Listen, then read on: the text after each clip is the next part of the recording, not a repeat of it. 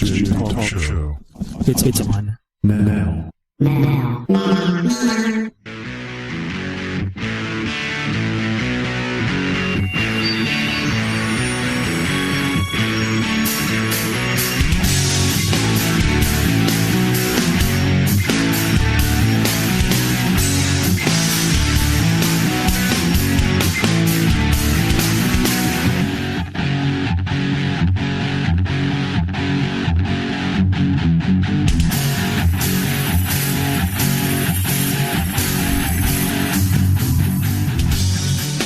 Howdy guys, name here is Tony Muckleroy from xjtalk.com. This is xjtalk.com show. Every Wednesday night, 8 p.m. Central. So we've got a few more in the chat room this week than we did last. It's amazing what happens when you can start the show on time. Let's see, what we got? We've got 8 people and 2 guests. And a broadcaster. Oh, that'd be me. Hello to Weldman, Argonard, Punisher 72, Dalton 4x4. Who else do we have there? Lizard Runner, XJ4IV. I bet you Scott's fallen asleep, because I haven't seen him chatting.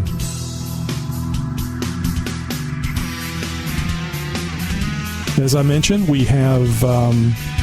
as I mentioned to the folks in the chat room before the show, we have Steve Howard, 4.3 LXJ from xjtalk.com. He'll be live on the phone tonight. In fact, he's on the phone right now. And he'll be live. We'll be discussing drive angles for your Jeep Cherokee. We'll get started here in just a minute.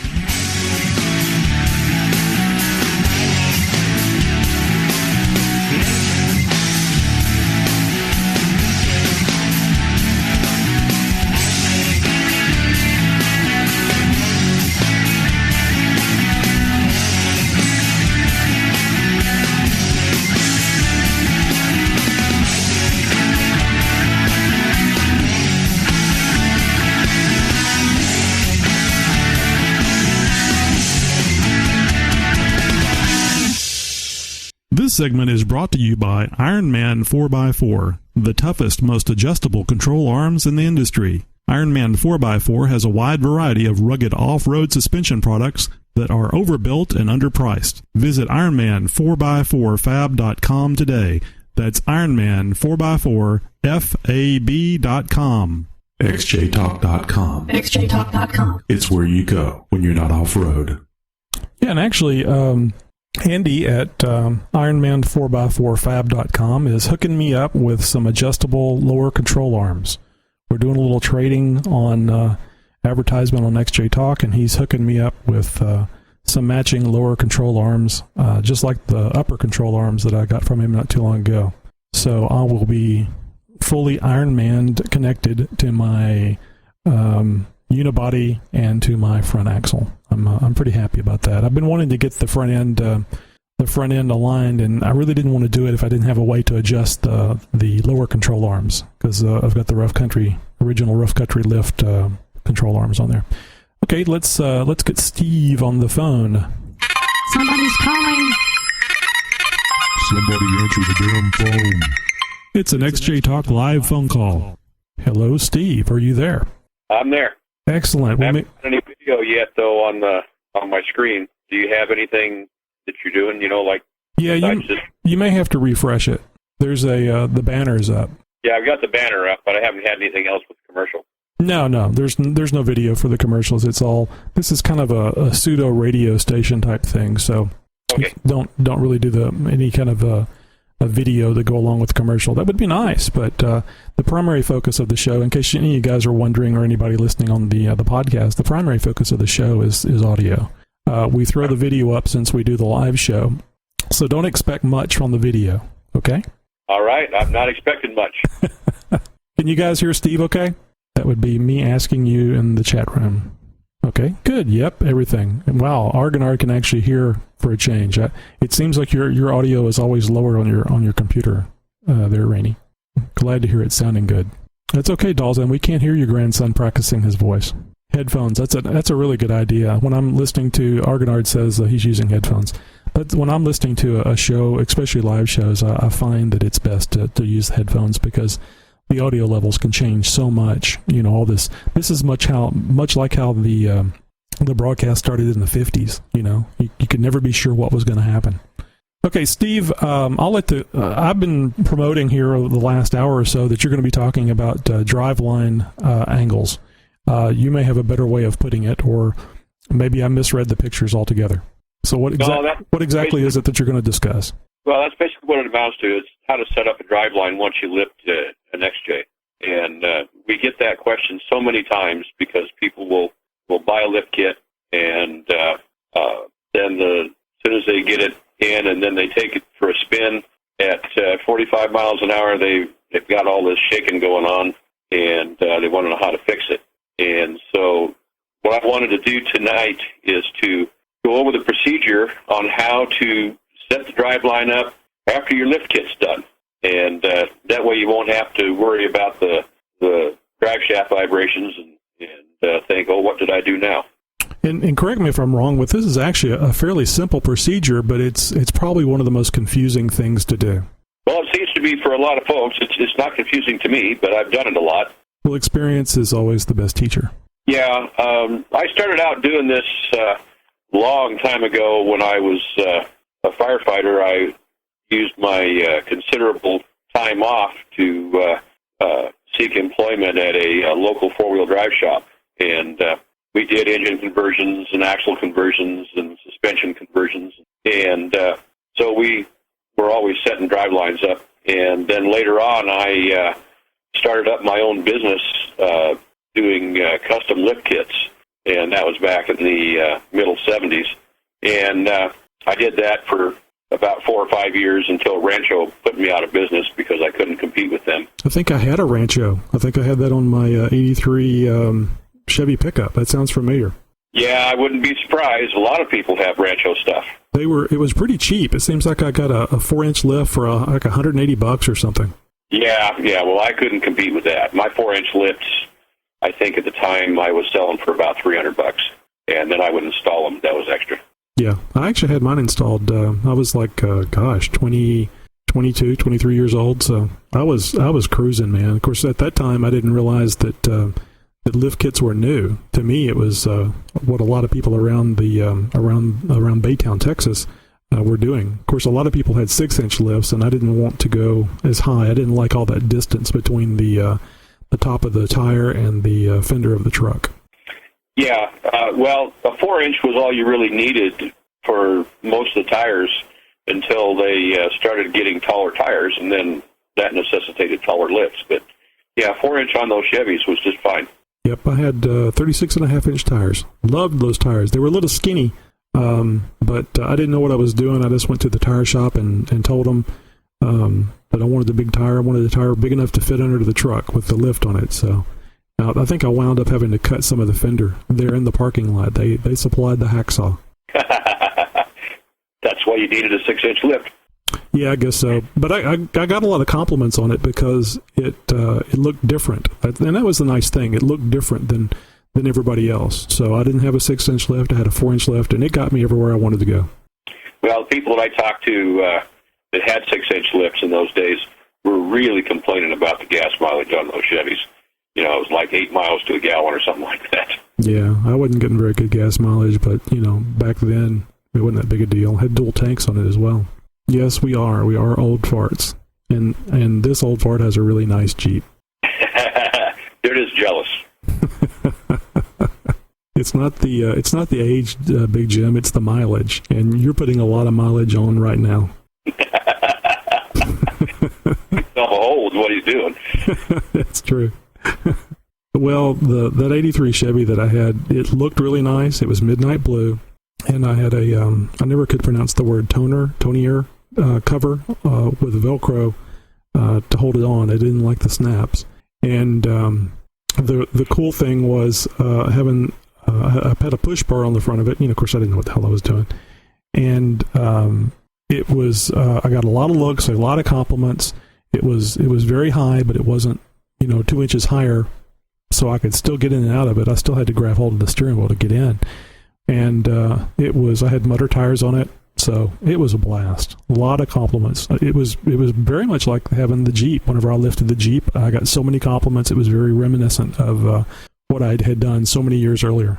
But the transmission was that went out on me under warranty, and the engine developed a knocking sound. They had it for 30 days at the dealership trying to fix that knocking sound, and I think all it wound up being was the rod that the oil pump gets pushed by from the I think it's the crankshaft. Maybe it's I can't remember if it's the camshaft or crank. Anyway, the little rod that pushed that would push the oil pump, there was a gap and it was slapping it. But they fixed it, but I don't know why the hell. Number one, I don't know why they had it for 30 days, and number two, I don't know why I let them keep it for 30 days. But they literally had it a month. Yeah, that 305 was way underpowered for that truck. Yeah, that wasn't one of their better motors. No, I mean the 350 would have been better, but a nice like 400. I don't know what was available in '83. A nice 400 something, either a more cube. Small block, or better yet, a big block would have been much better for that truck, especially with the 36.5-inch tires on it. Yeah, big blocks are always better in trucks. Yep, I love that torque. So, Steve, we can get going anytime you're ready to. I'm fine. Let's go. So, what's the first thing we need to talk about when it comes to driveline angles? Driveline angles. I'll get it right. Well, the first thing you need to do is to figure out what kind of driveline setup you're going to have. Whether you're going to use a conventional driveline like the stock driveline, or whether you're going to use a slip yoke eliminator, because the procedures are different for setting those two up.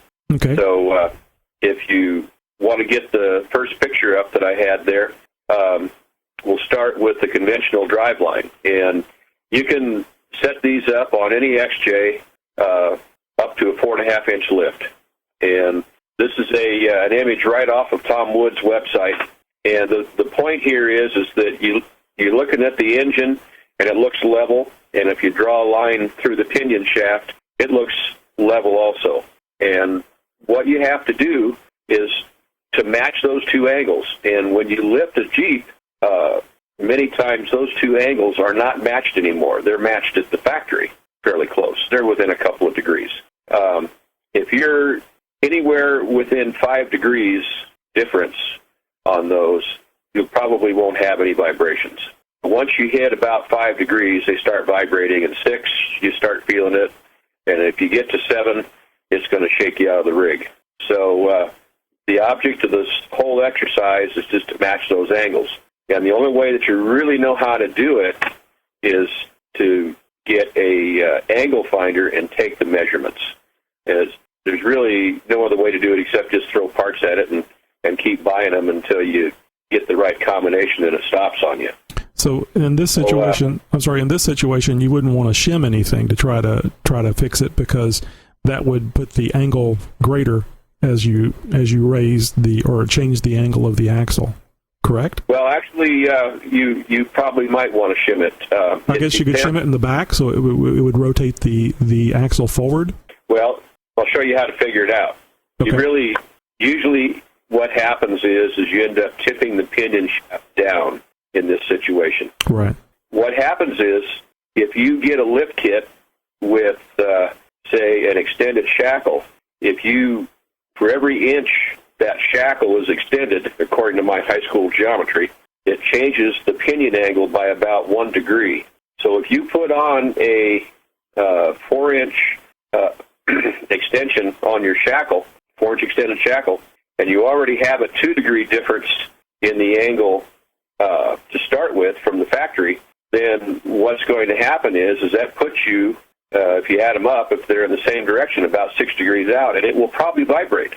And adding an extended shackle is one of the most common causes of a vibration in a rear drive line on a Cherokee. I think there is. So the point is, now also, each lift kit manufacturer designs their own springs, and some of them are curved a little differently than others, and some of them come with shims already on the springs. There's no rule of thumb for that. And so what you have to do is, once you get it installed and get the weight on the vehicle and it's sitting there, you just have to get an angle finder out and start taking some measurements so you'll know whether or not you need to make any other corrections. So let's go to the next picture, if you would. Okay, let me ask you a quick question about this one. Now, this is an example of a stock XJ. This would be with the SYE. I'm sorry, not with the SYE, the stock with the slip yoke. Yeah, stock driveline, one U-joint at each end. Okay. And, okay, well, I'll save that because I think you're going to answer it, because the 4.5-inch springs that I got from Rough Country had a little angled piece of metal built into it. So right. I think that would have rotated the way it's on there. It would have rotated the axle or the pinion up. So I'm a little concerned. I did buy an angle finder. I just haven't used it yet. So I'm gonna be paying attention and probably asking questions here for myself as well. Okay, go on. Well, you're okay. You really, you're okay. But it's fun to play with so that you know about it in case you want to go a little higher or something. Well, actually, I am getting vibration, and I was going to ask that too. I think we've discussed this on the forum. I get vibration during acceleration. I mean, I get vibration while I'm going down the road. It's hard to tell if it's the tires or if it's the driveline. But I do notice a little more vibration during acceleration around 55 miles an hour. This wouldn't give you vibration at a certain speed or during acceleration. This would be a constant vibration, I would assume. Not always. Sometimes 55 is kind of the magic number. It's kind of like it is for Death Wobble, too. Death Wobble seems to like that speed. It can come at around 55 and then leave again, just due to the speed of the drive shaft. It'll fade out. It doesn't have enough time to really start moving anything else around, so you don't feel it as much. Okay. But sometimes if it's really out a long ways, you can start in at 35 miles an hour, and by the time you hit 65, you're wondering if the XJ is going to start busting all the spot welds. Yeah, no, I don't have that problem at all. So okay, I'll bring up the next picture. Okay, the first thing you want to do is to disconnect the rear drive line. And I have to apologize because this picture is kind of dark, because I wanted to show something that's kind of important when you do this. If you've got a stock Dana 35, and I'm not sure about the 8 1/4, but on the Dana 35, the pinion yoke uses straps to hold in the U-joint. And those straps, when you bolt them down, they stretch. And normally, somebody like Tom Woods, when you buy a driveline from them, they want to sell you straps, and their reasoning is that you don't want to throw a driveline. And they recommend that every time you disconnect your driveline to get new straps and new bolts to go with it. I've never bought new bolts, and I've taken my driveline off a bunch, and I haven't noticed any problem. That's kind of a Jeep recommendation, and I'm not sure it's really necessary. But the straps, I have stretched straps before and thrown drivelines on some 1350 U-joints on my old Dodge pickup. So this is something you have to pay attention to. Now, what I did here, if you can see it, is I only took the straps loose on one side and pulled the bolts out, and then rotated the straps so that they go back in the exact same position. So basically, they should not need to be need any new ones this way. You need to make sure that those straps don't get in a different position. Now, I see someone says that I'm touch and go on the audio. Is it better now? Am I garbling up on your end at all, Tony? No, it may be something related to Ustream or bandwidth, because you're constant here. I'm watching all the little lights and gauges, and you're fine. Okay. All right. Well, I want to make sure they can hear me. No sense in listening to me if you can't understand what I'm saying. So anyway, first thing you do is, I've jacked my Jeep up here, and I disconnected the rear drive line, and the straps are still attached loosely at one end, so I can keep track of them that way. They'll go back on exactly the way that they came off. Okay, let's go to the next slide right here. Okay, it's up. It may be a while before you see it, Steve, so you might want to start talking about it as soon as I say it's up. Okay, well, I don't have it. There it is. Okay, here's the angle finder. Here's my old Craftsman that I've had forever. Kicked around my toolbox, made a couple of moves and everything that last a long time. What you want to do with this first measurement is you want to measure the angle of your transfer case.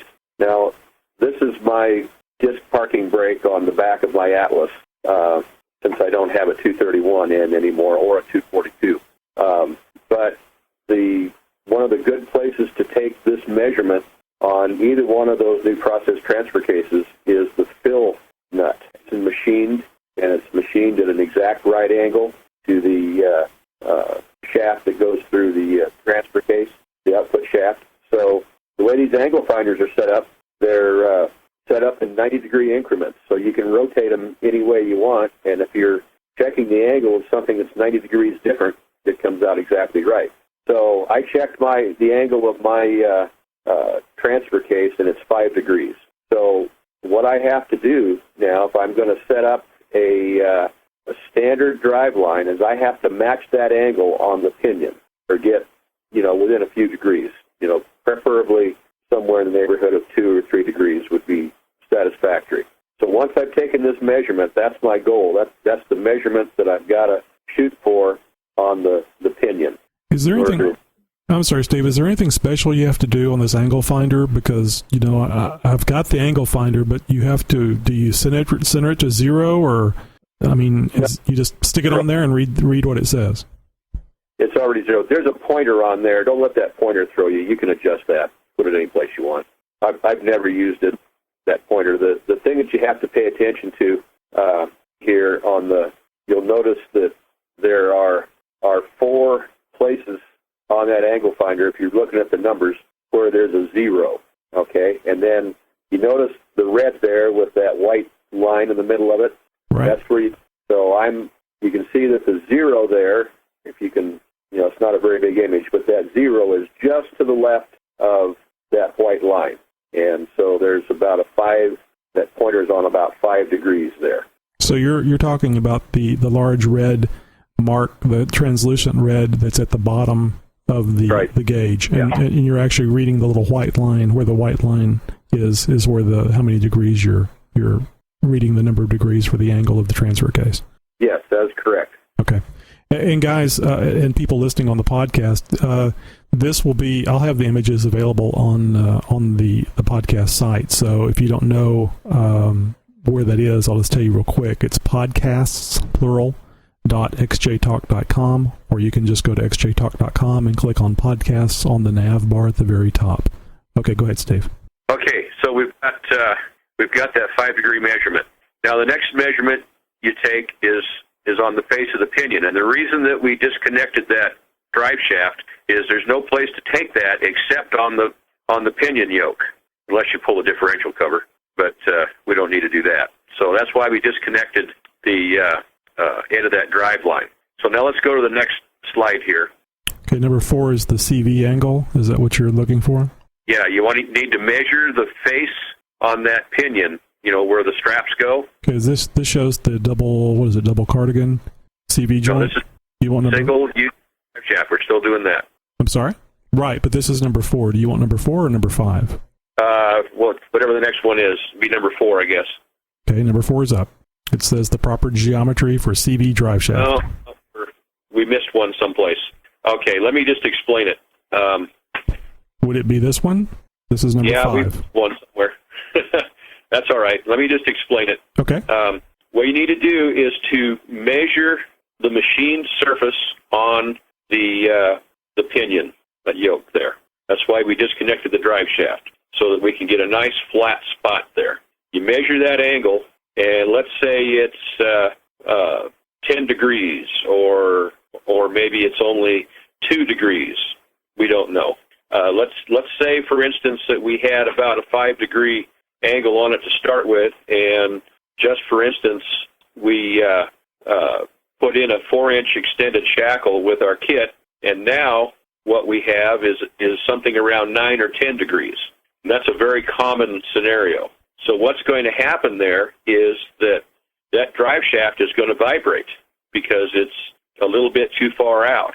So what we want to do is a little subtraction. We're going to subtract 5 from 10, and we get 5 degrees. And so now what we would do is we would go down, what I would do, I'd just go down into Chico, and I'd go to Payless and 4x4, and I'd get myself a 4-degree shim for the axle. And that shim, and I'd also get a stop at Napa and get a new center bolt. And so then I would put a C-clamp on that spring, that rear spring. I would take the old center bolt out, and I would install this shim into the spring pack with the center bolt.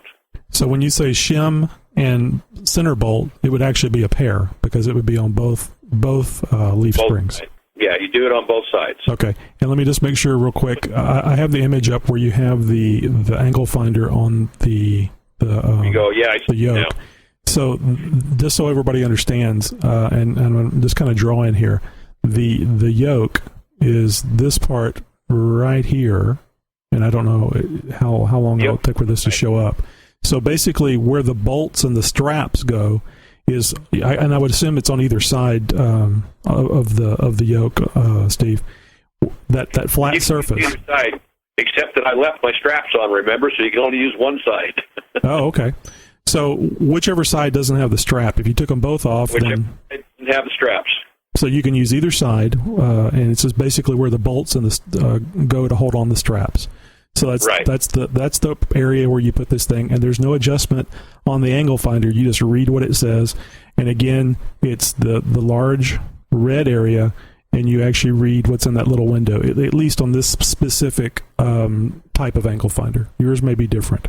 Yeah, and that reading there is about 14 degrees. Wow. Okay. Now my Jeep is set up for a single yoke eliminator. I've taken my axle loose and I just let it flop, and I said, yeah, that looks about right. I'll take that measurement. So I took that measurement as a for instance. Now what I would do is I would subtract that 5 degrees from that 14 degrees. That gives me 9. Now you can get shims in 2, 4, and 6 degree shims, and that's about it. So I would go get myself a 6 degree shim in this case. Okay, wait a minute. Why would you subtract that? Why would you subtract the 5 that you got from the back of your transfer case from the 14 here? Oh, okay. You have 5 on the transfer case, right? Right. And you want to make the pinion as close to 5 degrees as possible. So what you want to do is find the difference between that 5 degrees that you're aiming for and what you have. Are the 2 5 degrees? Is the angle supposed to be the same on both the transfer case and the pinion? Right. And so 5 degrees is where you want it to be, but it's not 5 degrees there now. It's at 14. So I'm going to subtract 5, and I get 9 degrees, right? Okay. But is it possible that it could be leaning the other way? In other words, it could be a negative 3 degrees, or? It can end up any old way. And especially if you get a lift kit with a shim in it, and you've added a shackle, or you've added a, what do they call those kits? Blocks or something? Anyway, it changes the angle of your shackle, and that puts about another 2 inches on the end it's like a 2-inch extended shackle when you get done. There's any number of things that you can do while you're changing your suspension that will alter that angle, and that's why you need to measure it. There's no rule of thumb. I understand that, but I'm talking about you always subtract the 2 values? Yeah, you always subtract the little one from the big one so that you find how much difference there is. Okay. And that difference, you want to get a shim that's as close to that difference as you can. So in this case, I can only get a 6 degree shim. That's the biggest I can get. So I would go down and get myself a 6 degree shim and install that. Okay, and that would get me down 6 degrees from 14 is down to 8 degrees. That's within 3 degrees of my transfer case angle. And so now that driveline, even though it's not perfect, is close enough that it's not going to vibrate. And would that also be close enough to keep the from eating up U-joints? On a 4.5-inch lift, yeah, it's close enough that you don't have to worry about your U-joints. Okay. Once you go above 4.5 inches, the problem you run into is that our pinion slip yokes are very limited on the angle that they will accommodate, and so you have to if you want to keep a standard drive line, and you can go higher than 4.5 inches and keep a standard drive line, what you have to do is to get a YJ slip yoke for a 231 transfer case. Those slip yokes have a longer shaft on them, or longer sleeve that goes over the shaft, and they're also cut deeper so that they will accommodate more angle. Okay. And if you've ever been under a YJ, they have a steep angle to start with before you lift them on that drive shaft. Right. So because they're so short. That's why they're designed that way. Rusty's sells them. Any Dana dealer can find one for you, or you can go to Jeep and pay a lot of money for one. But either way, that would be my choice. Yeah. But you want to get as close as those angles as close as you can. I see Weldman or Detour says 2 degrees is preferable. I agree. I would think 0 would be what you would be shooting for, but you don't want to stack shims, do you? Well, it's going to be fat on one end.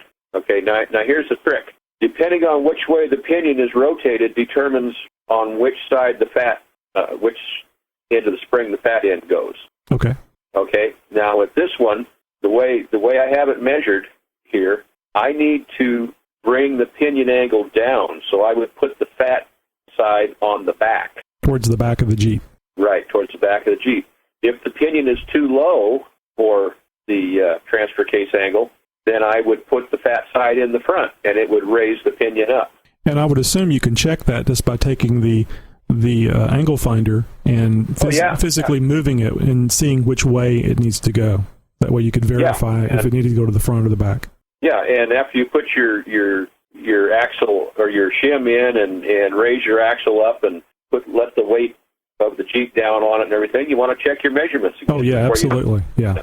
You don't want to just throw it on there and say that's it. You need to verify what you think is what you think is going to be true. Yeah, it'll be very obvious if it's wrong anyway, but you can verify it, see how close you are.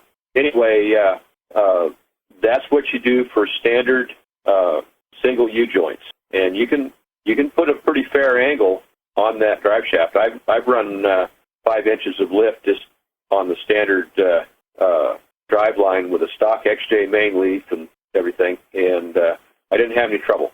So it can be done. But one thing that happens is that there's a difference in those angles, the way that they're set up, between the 96 and up Jeeps and the earlier Jeeps. And I don't know what the difference is, but it's enough that a lift kit with the earlier Jeeps works real good, and you put it on the later ones after the body style changed, and everybody gets driveline vibrations and say that you have to go to a Slip Yoke Eliminator with 3 inches of lift and all that stuff. No, you don't. You set your driveline up properly. Well, I think I need to do some work on mine that's going to require me to take the drive shaft out. So when I have it out, I'll go through this and make some notes and report on the website how my 98 is with a 4.5-inch lift. You know, the difference between the angles. One of the things I want to do is I want to get another guy out here and take some better pictures. And we're going to be setting his driveline up because we're going to be lifting his XJ up. So we'll go through the whole thing with his, and he can help me take pictures. Above Timberline, Rich, he's real good at doing technical write-ups. He used to do it for a living, and so he does a great job with that stuff. And we'll get together and make something decent to stick in the technical section. Excellent. But anyway, okay, that's a procedure now for the single U-joint stock driveline. Now, if you go to a Slip Yoke Eliminator, you have a different procedure than you do with the single U-joint. So why don't we go to the picture of the geometry of the Slip Yoke Eliminator driveline. Would that be proper geometry for CV drive shaft? Yeah, CV drive shaft. Okay, I got it up. And Steve's just waiting for the image to show up on his screen. I'm reading some of the posts here. You know, somebody wants me to set up their Dana 6D and all that. Anyway, I know who that is.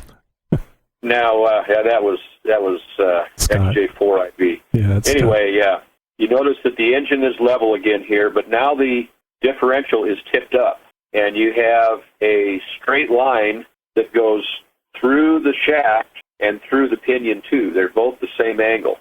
So what you want to do with this situation, instead of matching the angle of the pinion to the angle of the transfer case, you want to match the pinion angle to the angle of the rear of the driveline. So that's a straight line. Okay, let's go to the next image now. So now we don't have to measure the transfer case. We don't care what that is. That's the whole point of a Slip Yoke Eliminator. Doesn't matter what angle that is, or whether you've got a transfer case drop or not. And actually, if you're running one of these, you don't want to run a transfer case drop. You want to tuck that transfer case up as high as you can. Well, it looks like you've got some sort of straight edge in this picture. Is that the correct picture? Yeah, that's what I've got there. I've got a regular old common square from the hardware store. Mm-hmm. And all I did was, I couldn't find any string. We seem to be stringless around here, so I got a piece of red copper wire and attached it to the universal joint on the drive shaft and stretched it out and put the face of this square up on the pinion face there. Still have my rear drive line disconnected, so that's the same. That part of it's the same. And I just tipped the pinion up until that straight edge is roughly parallel with that wire. And that's all you have to do, except that you need to take your starting and your finish measurement there. And to tip that up, all I do is put a hydraulic jack under the front of the differential, and I just jack it up until it looks right with the U-bolts loose. That's all you have to do. It's pretty simple. Okay, so tell me where the wire, what's the wire attached to on the front? Universal joint on the back of the transfer case. Oh, okay. You said drive shaft earlier, and I was thinking the drive shaft isn't here, and I was confused. I thought maybe it was hanging down and we couldn't see it. So you've attached. It is hanging down. You can't see it. Okay, but you're attaching. Yeah. You're attaching to the universal joint that is the one closest to the transfer case. That's correct. Yeah. But my CV joint is still on the back of the transfer case, and so I just tied the wire to the universal joint and stretched it out there. Okay. And so you just take your straight edge and look at it and jack the front up a little bit, and if you want to do it that way, and just keep doing it until they're roughly parallel, and that's where you stop. Take your measurement, and again, you subtract the two values. Let's say you started with 5 degrees, and now you ended up with 10 degrees. That means you need to go get yourself a 4-degree shim. Okay, I'm a little dense. Where's your measurement coming from? Because you don't have the. Start on the face of the pinion to start with, just with the weight on the axle, so it's where it's going to be. Mm-hmm. All the time. Okay, you've disconnected your drive line. You put your angle finder on the face, just like we did before, and you take the first measurement, and it'll be about 5 degrees on a stock rig. And then you, now that you want to have a straight shot from the pinion up to the transfer case there, you just keep jacking that pinion up until this straight edge here is parallel with that wire or string that you've tied there. Or if you want to do it a little faster and easier, if you feel comfortable doing it, you can just eyeball it. You can tell whether it's a straight shot or not within a degree or so. Sure, but when you say jack it up, you're talking about rotating the axle, the pumpkin. You're rotating it to match the angle. Yeah, just jack the pinion up the front of the differential, and it'll start tipping up, and you'll see it. You know, when I set my own up, I didn't use this square method. I robbed that off a Pirate. Okay. I thought, good idea. I happened to see it yesterday, so I thought I would throw it in here, but you can just eyeball it. So whenever you rotate the axle, the U-bolts have been loosened or removed.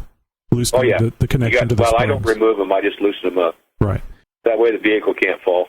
Right, because to me, when you said jack it up, I'm thinking you're actually lifting the axle, and that was where I was getting confused.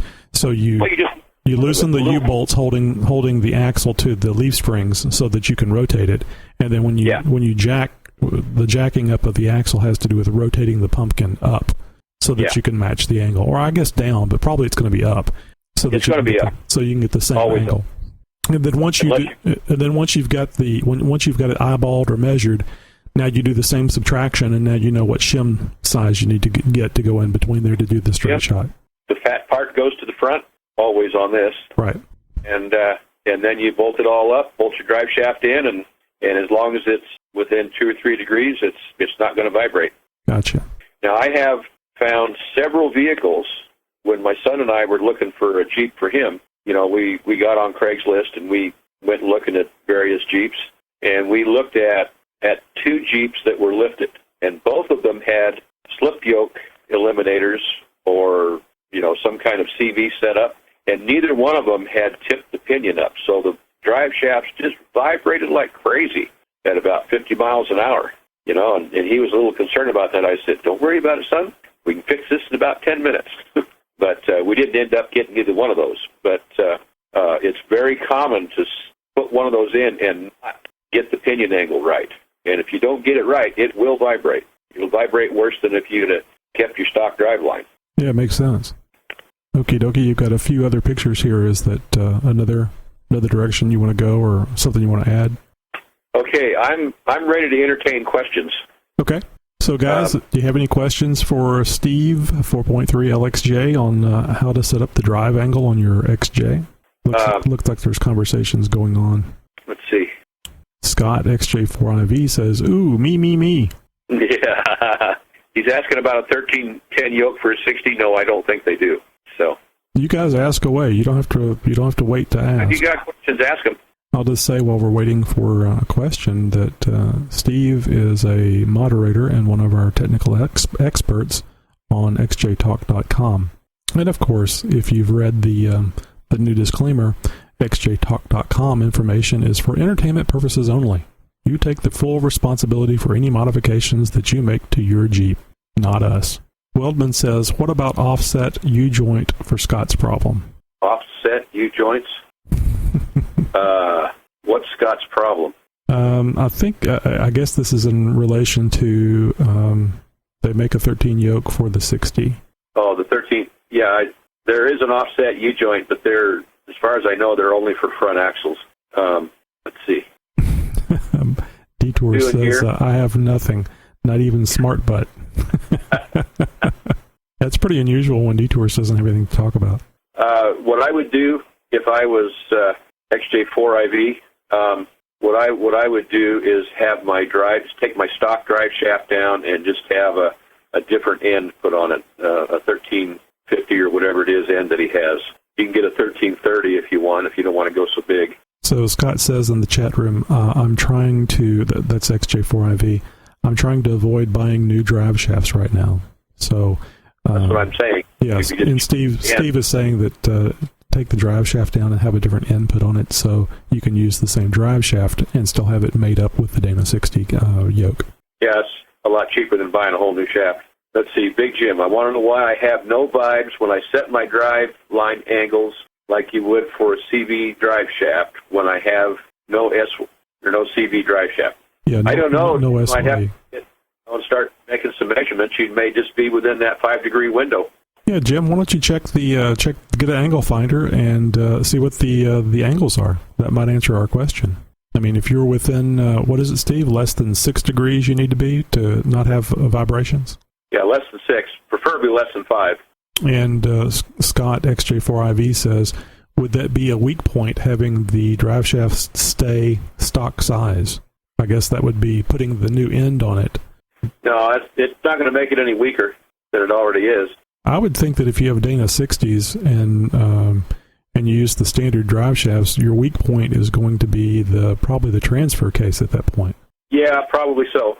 Is running a 231 a good idea on a Dana 60 using two Dana 60s?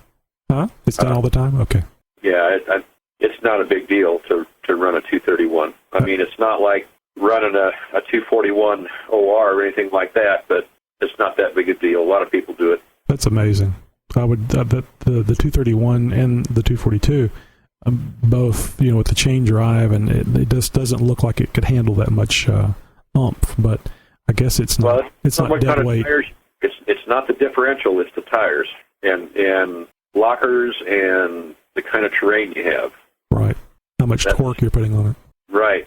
That's the deciding factor. If you're going to put 38-inch tires on and lockers and hit the rocks, that 231 may not last all that long. You were going to go with 30s on 30-inch tires on those Dana 60s, weren't you, Scott? I think he was going for the lowrider look. Well, 30s would be definitely a lowrider. That would be a pumpkin dragger. Yeah, we could go wall crawling with that. Yeah, 38s. Oh, 38 crawler TAs? Right. Those are pretty sticky. And I don't think you would have lockers at first, would you, Scott? Yeah. Very expensive. That's okay. You'll have a house that you can sell to pay for all this. Yeah, he said he's going to have blockers right away. Well, as long as he stays out of the rocks. You guys are mainly mud down there anyway. He doesn't like the mud. He doesn't like mud? He doesn't like the mud. He hates mud. Dirty. Yeah, okay, 513 gear is unlocked. He's a little bit rock and roll, and I'm a little bit country. I'm sorry, I misread that. He says I'm a rocker. Yeah. And he's not referring to music, huh?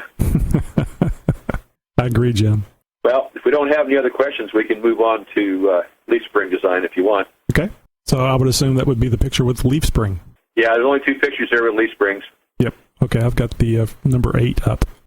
It looks like somebody's been doing some cutting here, and I'm not talking about an emo. So what are we looking at, Steve? Okay, first picture here is just a spring, a 2-stage spring. This particular one is an Isuzu spring. But when I took it apart here, the thing that I wanted to draw your attention to is that you see that just sitting there, there's space between the leaves. There's a term for that. It's called snap. And a properly designed leaf spring is going to have a little bit of snap, at least 1/8 of an inch between leaves. So when you're making a backpack up, you want to make sure that the spring is like that. There's a little snap between each leaf. It's not the end of the world if you don't, but what that does is ensure that you have a nice, even rate on your spring. If you've got leaves in there that are different arch, so that you've got some that are high arched, you've got some in the middle that aren't, and then maybe a high arch underneath it, it's not going to have a nice, smooth spring rate. It's going to have kind of a funny spring rate. And in order for it to act like a stock spring would, like you're used to, it needs to have these characteristics. So when we make a pack, now you're going to put these springs on up against a main leaf, an XJ main leaf. An XJ main leaf only has 4 inches of free arch. So it has a lot of distance there, which is okay. It'll still work like it's supposed to. And so the next question is, do you want to have a single-stage spring or a 2-stage spring? Now, single-stage is what came on the Cherokee. That means that all the leaves have about the same arch, and they have, they're 4 different lengths. And so a single-stage spring, the stage refers to the spring rate. So it's got a constant spring rate when you push on it. And the single-stage spring has the most flex that you can build into it, which may be what you want. This is the kind of a spring that's going to stuff up into the fender well very well. And in fact, on my own, I set mine up with a single-stage spring with these leaves in, and I can stuff the tire all the way up into the fender well and hit the bump stop that I've extended a little bit. And so let's go to the next picture there if we can, Tony. Okay, got it up. What's the difference between these two? This one looks like it's put together. Yeah, well, this is actually the same spring, but you notice I haven't got the picture yet, but there's a flat leaf on the bottom. Right. Okay, this is called a 2-stage spring. I think I'm understanding now. Okay, what that means is that you've got a single stage on the top there, those top leaves, and as you press them down, they'll come to the point where they hit that bottom leaf there, and it's pretty thick and heavy. And this type of spring is the type that you get on a pickup or a V. They're real common on S10s. If you get an S10 spring, they look like this. And what they will do is once those leaf springs go flat on that tough bottom leaf there, they don't move much further. So if you're making a pack, the point here is that if you don't want your tire to stuff way up into the fender well, this is the kind of spring that you would use, because it's not going to bend over backwards on you. Right. Now, I see somebody saying overload. That's really not an overload spring, but everybody calls it one. See, Weldman and XJ4IV have both used that word. It's really the proper term is the second stage, but a real overload spring is a spring that goes on the top. Well, that's interesting. So anyway, we only put those on pickups. We don't put those on XJs. So I would think in this configuration, this would be the only reason you want to do this is if you didn't want to modify the bump stops on your XJ. If you're off-roading your XJ, the single-stage spring only and properly lengthened bump stops would be the way you'd want to go. Yeah, or if you're carrying a lot of gear all the time, there's a lot of fellows that they've got 400 or 500 pounds of tools in the back of their and spare parts in the back of their XJ. So this would be a good design for that kind of a situation. Both springs ride well. This is a way, this particular design with a two-stage spring is the way to have a spring that'll carry a pretty good load, yet still have a decent ride on the highway. And so they've used that design for years on all kinds of vehicles. Gotcha. So, but anyway, that's the difference. And so before you set up your pack, you need to answer the questions, what do I want my spring to do? What kind of load do I want it to carry, and how much do I want it to flex? And that'll determine whether you use a single stage or a two-stage spring. What are you using on yours? But I'm using a single stage on mine. Okay, that's what I thought you said, but I just wanted to make sure. This two-stage spring that you took a picture of, was that just something you took a picture of for demonstration purposes, or are you using this in a different vehicle? Yeah, if you check my thread, the perfect pack maybe. Mm-hmm. I have pictures of it when I was setting it up. Okay. And I still have the same setup. It's a 4-leaf spring. I used the XJ main leaf. I used the number 2 and number 3 leaf out of this Isuzu spring. And then I took the main leaf and I cut it down to 22 inches, 11 inches on the side, I believe, for the bottom leaf. Okay. And it rides nice. It has a similar spring rate to the stock spring, only it has a 6-inch lift on it. Mm-hmm. Okay. Well, guys, we're running a little bit over an hour tonight, just a few minutes, and we'll be wrapping this up pretty soon. Did anybody have any questions for the leaf spring, different leaf spring setups? It looks like it's pretty clear to me. Yeah, Weldman has an interesting question. He says he's got an S10, and he did not use the overload or the bottom flat leaf. He probably put the main leaf underneath his, cut the eyes off and put it under his main leaf. If he takes that out, it'll soften it up. Of course, it'll also lower it a little bit. So I noticed that I used all the leaves on an S10 spring. It was pretty stiff. Okay. Anybody else? Questions for Steve? Says he got 3.5 inches out of the S10. That's typical for an S10 pack. You have too much knowledge about too many cars, Steve. XJ4IV said he's got 4.5 off the Dakota Springs. That's another one that you can use. That's typical. Another one that would work nice for a good setup is Comanche Springs. They have quite a bit of arch in them. They would be fun to play with. I haven't played with any of those, but maybe someday I will. Are those different because the nature of the Comanche is a pickup and they wanted to have the Comanche springs go under the axle instead of over the top. Mm-hmm. So they have to have another 5 or so inches of arch in them just to sit in the same spot.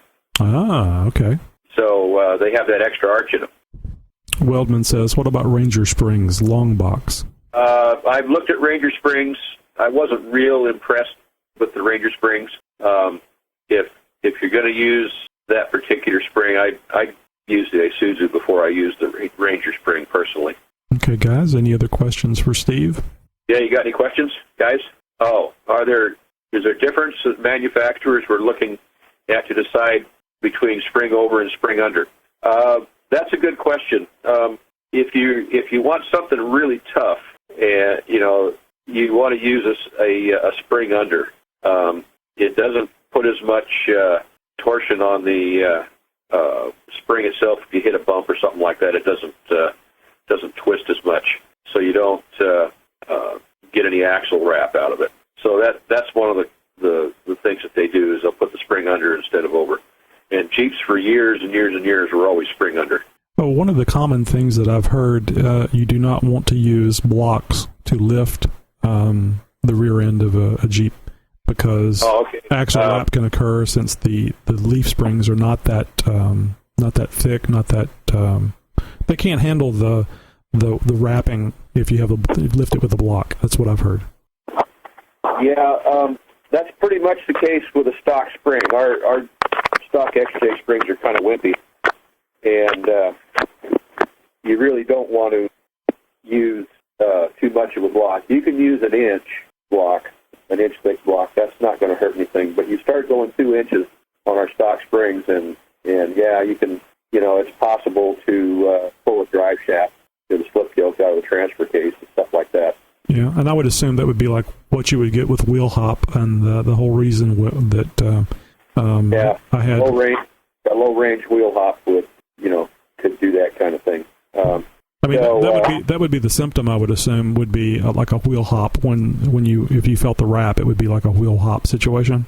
Yeah, or if you stuck it in low range and in reverse and dumped the clutch, that kind of thing. Gotcha. You good enough to maybe pull a drive shaft out. Okie dokie. Well, but guys, anyway, block is okay. Just don't go to 2. Right. Excellent. Yeah, to me, a 1-inch block is something you do for a tune-up. That's when you're using a bastard pack and you put your front coils on and your Jeep doesn't quite sit high enough and back. You can stick a 1-inch block in there, and the best way to do that is to take some 2.5-inch by 1/2-inch bar stock and cut them the same length as the spring pads on the axle, and drill a hole in the center of them so that your center bolt goes through them too, so that you just don't have a block flopping around there. Excellent. Well, guys, we're going to wrap it up tonight. Steve, thank you very much. I'm going to take you offline here, and I'll get back with you here just as soon as the show's over. Okay, guys. Well, that's our hour show. I hope you enjoyed it. We went a little over, but some great information from Steve. Really appreciate Steve being here and going through all this stuff. I know I personally understand how to set the drive angle a lot better. I may still have to think about it while I'm doing it, but now it just makes a lot more sense. I think that it was the difference between the double, with having the SYE or not having the SYE, and why is this one straight? Why is this one angled? It just doesn't look like it matches up with common sense. At least that's the way it was for me. So I want to remind you guys that we have a voicemail number that you can call in. And if you have questions or comments, also doing show promos, if you'll call into 530-675-4102 and leave a message, might want to start off with who you are and where you're located, and then your comment or question. Again, the number is 530-675-4102. And don't forget about Ironman 4x4. Some great front-end beefy products. And many of you guys know Andy from the website. Anybody listening, if you're looking for some great products, not only for the XJ, but also too for various other Jeeps, just go to the site, Ironman4x4fab.com, and check it out. Thanks again, guys. Have a very good night. Next week, we'll have Wayne, Cantab27, and he'll be here for questions after his pre-recorded interview. Thanks, and have a very good night.